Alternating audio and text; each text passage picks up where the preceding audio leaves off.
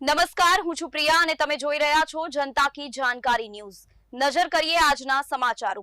ગીર સોમનાથ ભાલકા તીર્થ ખાતે તુલસી વિવાહની ભવ્ય ઉજવણી કરવામાં આવી।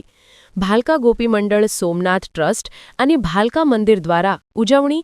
ગોપી મંડળ દ્વારા ઠાકોરજીની ભવ્ય શોભાયાત્રા ભાલકા સોસાયટીઓમાં કાઢી ભાલકા મંદિરે પહોંચી। શાસ્ત્રોક્ત વિધિથી તુલસી અને ઠાકોરના વિવાહ યોજાયા, જેમાં હજારોની જનમેદની જોડાઈ। હિન્દુ શાસ્ત્રમાં દિવાળી પછી આવતો સૌથી મોટો તહેવાર એટલે તુલસી વિવાહ। આજના દિવસે તુલસીજી સાથે ભગવાન કૃષ્ણના લગ્ન થયા હતા અને તુલસી વિવાહનો પ્રસંગ ઉજવાય છે।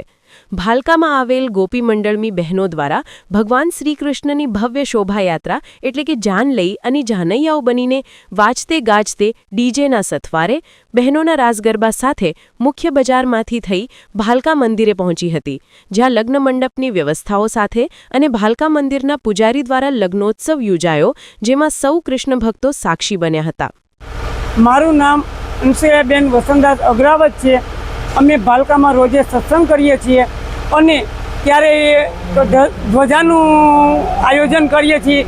શ્રાવણ માસ નિમિત્તે અમે પ્રસાદીનું વિતરણ કરીએ છીએ અને દિવાળી પછીના પ્રોગ્રામમાં આ પહેલા પ્રોગ્રામ એટલે આ ઠાકોર તુલસીના લગ્ન।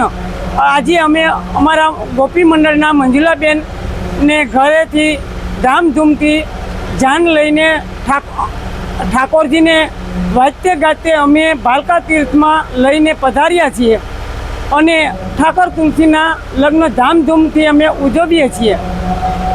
મારું નામ દક્ષા જીતેન્દ્ર સુતાર છે। મેં કામના સોસાયટી ભાલકાની રહેવાસી છું।